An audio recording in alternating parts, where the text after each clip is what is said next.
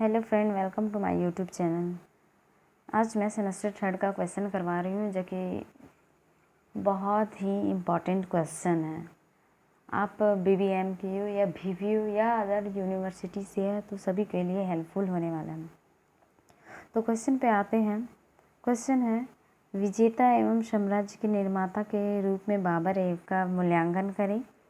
बाबर विजेता एवं साम्राज्य के निर्माता अथवा बाबर के जीवन उपलब्धियां का वर्णन करें। यानी कि बाबर से क्वेश्चन रहेगा तो ये तीनों टैब्स में रहेगा।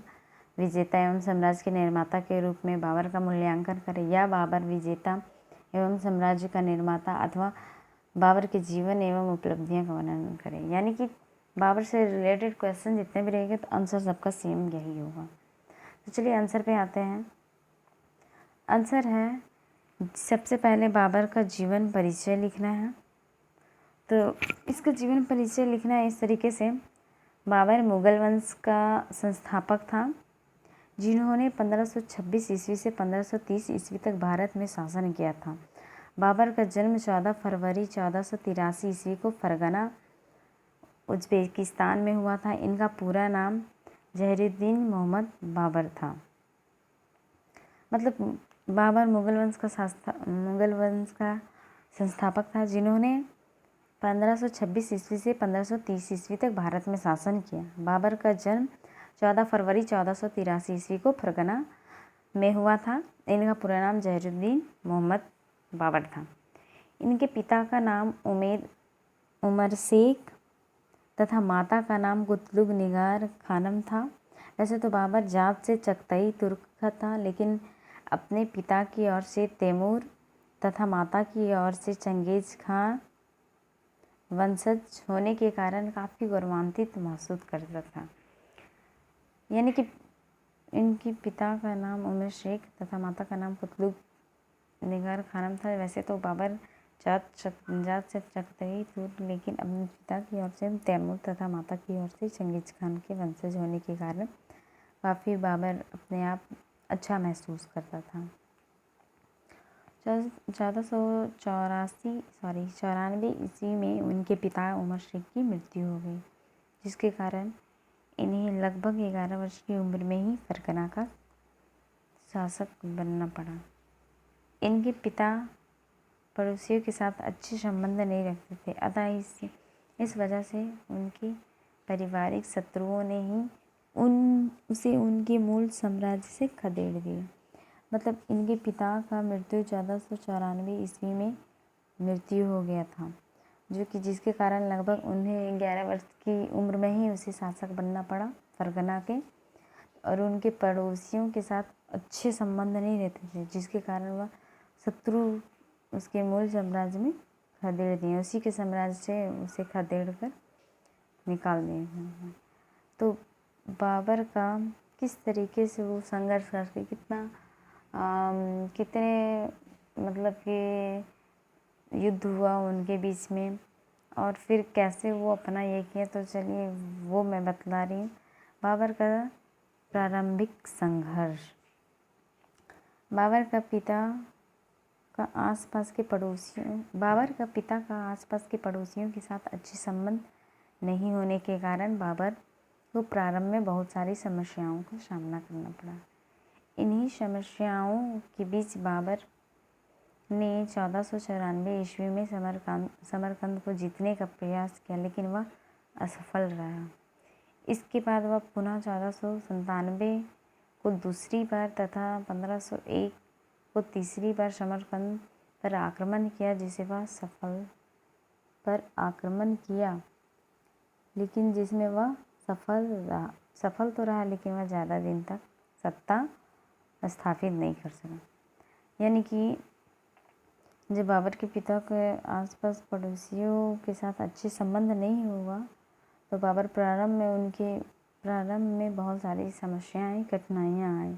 इन्हीं समस्याओं के बीच वो 1494 में समरकंद को जीतने का प्रयास किया। यानी समरकंद फरगना की राजधानी है, लेकिन वह असफल रहा। इसके बाद वह फिर से 1497 को दूसरी बार तथा 1501 को तीसरी बार समरकंद पर आक्रमण किया, फिर से फरगना का राजधानी पे आक्रमण किया, जिसमें वह सफल तो रहा, लेकिन वह ज़्यादा दिन तक सत्ता पे स्थापित नहीं रह सका। तत्पश्चात 1504 ईस्वी में वह समरकंद राजधानी की ओर आगे ना बढ़कर अफगानिस्तान और भारत की ओर आगे बढ़ा, जिसमें उसने काबुल और गजनी को जीत लिया। इसी खुशी में उसे 1504 ईस्वी में बादशाह की उपाधि की धारण करते हैं। यानी कि उसके बाद यहाँ पे सबसे पहले 1494 में समरकंद जीतने का प्रयास किया, लेकिन वह पुनः 1497 को दूसरी बार और तीसरी बार 1501 को तीसरी बार समरकंद पर आक्रमण किया, जिसमें वह सफल रहा, लेकिन ज़्यादा दिन तक सत्ता पर स्थापित नहीं कर सका। तो उसके बाद 1504 ईस्वी में फिर से वह समरकंद पर आगे बढ़ने का कोशिश किया और अफ़गानिस्तान और भारत की ओर आगे बढ़ा, जिसमें उसने काबुल और गजनी को जीत लिया।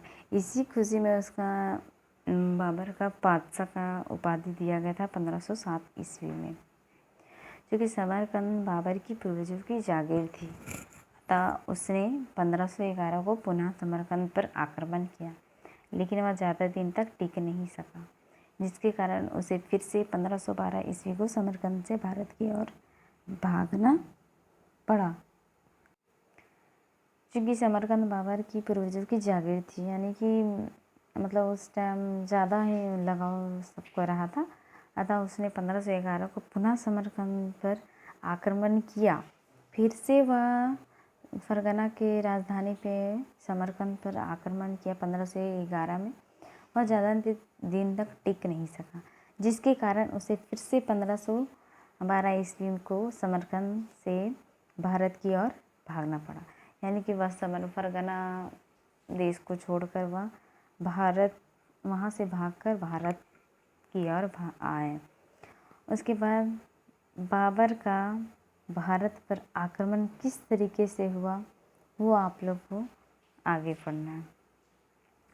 1519 में सीमा क्षेत्र बाजौर और भेरा आक्रमण पर जीत जाता है। 1519 में बाजौर और भेरा को आक्रमण कर जीत लेता है और 1519 में पेशावर तक जीतता है। पेशावर भी जीत लेता है 1519 में बाबर। अब 1520 में बाजौर भेरा से पंजाब के सिथालकोट तक भी आकर वह ये युद्ध को जीत लेता है।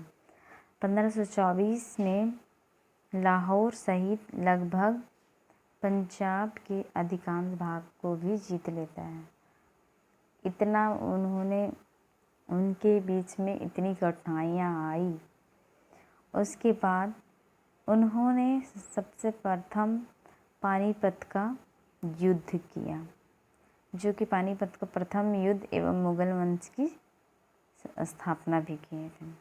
तो चलिए मैं उसके बारे में जानती हूँ। चूँकि भारत पहले से ही भारत पर 4 बार आक्रमण कर चुका था, इन 4 बार आक्रमण में बाबर ने अपनी जीत हासिल कर ली थी। इसके अलावा दौलत खां और राणा सांगा ने मेवाड़ पर भारत पर आक्रमण करने के लिए आमंत्रण मिल रहे थे। अतः बाबर ने इसका उचित फ़ायदा उठाया और इससे प्रोत्साहित होकर उसने भारत पर 5वां आक्रमण किया, जिससे पानीपत के प्रथम युद्ध में विजय हासिल करने के बाद बाबर ने भारत पर मुगल वंश की स्थापना की। यानी कि फिर से पढ़ते हैं हम। इसके बाद बाबर पहले से ही इसमें भारत पर 4 बार आक्रमण कर चुका था। इन 4 आक्रमणों में बाबर ने अपनी जीत हासिल नहीं कर पाई थी।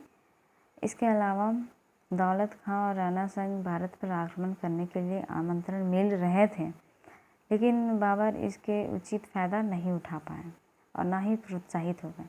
लेकिन फिर से बाबर 5वां बार आक्रमण किया और पानीपत का प्रथम युद्ध में वह विजयी हो गया, यानी कि जीत चुका था। तो बाबर ने भारत पर मुगल वंश की भी स्थापना उसी टाइम जीत भी चुके थे और प्रथम युद्ध जीत गए, हासिल भी कर लिए और मुगल वंश की उसी टाइम स्थापना भी की। अब पानीपत का दूसरा युद्ध, पानीपत का प्रथम युद्ध जो 1526 ईस्वी में हुआ था। पानीपत का प्रथम युद्ध 1526 ईस्वी में हुआ था। पानीपत का प्रथम युद्ध 21 अप्रैल 1526 को बाबर और दिल्ली सल्तनत के शासक इब्राहिम लोदी के बीच हुआ था, जिसमें बाबर विजय हुआ। इब्राहिम लोदी दिल्ली सल्तनत का पहला शासक था जो युद्ध भूमि में मारा गया। इस युद्ध में बाबर ने पहली बार तौप के खानों तथा तुलगमा नीति का प्रयोग किया था। अंततः इसे युद्ध के जीतने के बाबर ने 1526 ईस्वी में भारत में मुगल वंश की स्थापना की। यानी कि पानीपत का प्रथम युद्ध 21 अप्रैल 1526 ईस्वी में हुआ और वो बाबर और दिल्ली के सल्तनत इब्राहिम लोदी के बीच हुआ था, जिसमें बाबर विजय हुआ और इब्राहिम लोदी दिल्ली सल्तनत का पहला शासक था और वह युद्ध भूमि में हार चुका था। इसी युद्ध में बाबर ने पहली बार तौप खानों और तुलगमा नीति का प्रयोग किया था। मतलब कि इसी युद्ध में उन्होंने पहली बार तौप और तुलगमा नीति का मतलब यूज किया था। इस युद्ध के जीतने के बाबर ने 1526 ईस्वी में भारत में मुगल वंश की स्थापना की थी। प्रथम युद्ध में ही इन्होंने मुगल वंश की स्थापना की। फिर बादशाह बनने के बाद बाबर ने अपनी जनता को चांदी के सिक्के दान करवा दिए, जिसके कारण जनता ने उसे कलंदर की उपाधि प्रदान की। यानी कि वो 1526 ईस्वी का युद्ध जीते तो उसने मुगल वंश की स्थापना की। फिर बादशाह बनने के बाद वह बाबर अपने जनता को चांदी का सिक्के दान करवाया, जिसके कारण उसे जनता कलंदर की उपाधि प्रदान की। अब खानवा का युद्ध, यानी कि उसका जो दूसरा युद्ध रहा था खानवा का युद्ध, वो 1527 में हुआ था। खानवा का युद्ध 16 मार्च 1527 को बाबर और मेवाड़ के शासक राणा सांगा के बीच हुआ, जिसमें बाबर विजय हुआ। इस युद्ध को जीतने के लिए बाबर ने जिहाद का नारा दिया था, जिसको जीतने के बाद उसने गाजी की शासक इब्राहिम लोदी के बीच हुआ, जिसमें बाबर विजय हुआ। इब्राहिम लोदी दिल्ली का सल्तनत पहला शासक था जो युद्ध भूमि में मारा गया। अच्छा, ये हम तो बता दिए थे ना, फिर से नीचे आ गया, सॉरी। हाँ, खानवा का युद्ध 16 मार्च 1527 को बाबर और मेवाड़ के शासक राणा सांग के बीच हुआ, जिसमें बाबर विजय हुआ। इस युद्ध को जीतने के लिए बाबर ने जिहाद का नारा दिया था, जिसको जीतने के बाद उसने गाजी की उपाधि धारण की। यानी कि ये युद्ध, खानवा का युद्ध 16 मार्च 1527 बाबर और मेवाड़ के शासक राणा सांगा के बीच हुआ, जिसमें बाबर विजय हुआ। इस युद्ध को जीतने के लिए बाबर ने जिहाद का नारा दिया था, जिसको जीतने के बाद खानवा का युद्ध जीतने के बाद गाजी का उपाधि भी धारण कर लिया। अब उसने चंदेरी का युद्ध लड़ा। चंदेरी का युद्ध 19 जनवरी 1528 को बाबर और चंदेरी के शासक मैदेनी राय के बीच हुआ। इसमें भी बाबर बड़ी आसानी से जीत गया। बाबर के समय में चंदेरी मालवा और बुंदेलखंड की सीमा पर स्थित एक महत्वपूर्ण व्यापारिक राजनीतिक केंद्र भी था। यानी कि चंदेरी युद्ध 29 जनवरी 1528 को बाबर और चंदेरी के शासक मैदेनी राय के बीच हुआ था, जो कि इसे बड़ी आसानी से इसे भी बाबर जीत लिए थे। इस समय बाबर के चंदेरी मालवा और बुंदेलखंड की सीमा पर स्थित थे और एक महत्वपूर्ण व्यापारिक राजनीतिक केंद्र था। अब आया बाबर का घाघरा का युद्ध। घाघरा का युद्ध 6 मई 1529 को बाबर और अफगानी शासक इब्राहिम लोदी के भाई महमूद लोदी के साथ हुआ। इस युद्ध में भी बाबर ही जीता। चूँकि यह युद्ध बिहार के घाघर नदी में हुई थी, इसलिए इस घाघर युद्ध को नाम से जाना जाता है। यह बाबर के जीवन का अंतिम युद्ध था। यानी कि घाघरा का युद्ध 6 मई 1529 को बाबर और अफगानी शासक इब्राहिम लोदी के भाई महमूद लोदी के साथ हुआ था। यानी अफगानी शासक थे ये सब, और ये इब्राहिम लोदी के भाई महमूद लोदी के साथ बाबर ने युद्ध लड़ा था, जो कि ये भी युद्ध काफ़ी आसानी से इन्होंने जीत लिया था। और बिहार के घग्गर नदी की किनारे हुआ था, जिसके कारण यह युद्ध का नाम दिया गया था घाघरा युद्ध। और यह बाबर के अंतिम युद्ध थे। तो बाबर का अंतिम युद्ध होने के बाद अब आता है बाबर की मृत्यु। बाबर की मृत्यु 26 दिसंबर 1530 को आगरा में हो गई, जिसके बाद उसके शव को आगरा के आराम बाग में दफना दिया जाता है। लेकिन बाबर ने अपनी आत्मकथा तुझको ए बाबरी यानी बाबरनामा में यह जिक्र किया था कि यदि वह मर जाए तो उसके शव को काबुल में दफना देना। यानी कि बाबर की मृत्यु 26 दिसंबर 1530 ईस्वी को आगरा में हो गई थी, जिसके बाद उसका शव को आगरा के आराम बाग में दफना दिया गया था। लेकिन बाबर ने अपनी आत्मकथा तुझको ए बाबरी, या उसे बाबरनामा से ही जाना जाता है, ज़्यादातर बाबरनामा में जिक्र किया था कि वह मर जाए ना तो काबुल में दफना दे। अतः उसकी इच्छा अनुसार शेर शाह सूरी ने अपने समय में बाबर के शव को काबुल में दफना देना। अतः उसके इच्छा अनुसार शेर सूरी ने अपने समय को बाबर शव काबुल में दफना दिया। शेर शाह सूरी के शासनकाल में बाबर थे, तो उसी समय उनका जो तुझको ए बाबरी में लिखा हुआ था, तो वही इच्छा अनुसार शेर शाह सूरी काबुल में दफनाए और उनका इच्छा भी पूरा किए, उनका शव काबुल में दफना दिए। अब इतना लिखने के बाद एक सारांश लिखना है, समरी लिखना, निष्कर्ष लिखना है कि तो निष्कर्ष लिखने से ज़्यादा पॉइंट आता है, तो निष्कर्ष आप लोग ज़रूर लिखिएगा। तो निष्कर्ष है कि उपयुक्त तथ्यों के आधार पर हम यह कह सकते हैं कि बाबर ने बिखरे हुए भारतीय राज्यों को दुर्बलता लाभ उठाया और अपनी महान विजयों को भारत पर एक शक्तिशाली बनाया। यानी कि वह बाबर अपने जीत के लिए अपने बहुत सारे कठिनाइयों से लड़े और भारत पर आक्रमण कर वो हर युद्ध जीते और महान विजयों भारत पर एक शक्तिशाली साम्राज्य में वह शासक बने। अगर वीडियो पसंद आया होगा तो लाइक कमेंट शेयर ज़रूर करिएगा, और पहली बार आए होंगे तो सब्सक्राइब ज़रूर कीजिएगा। यहाँ पे हर एक क्वेश्चन, महत्वपूर्ण क्वेश्चन बताया जाता है, और PDF आप लोग को मिल जाएगा। तो धन्यवाद, आते हैं नेक्स्ट वीडियो में।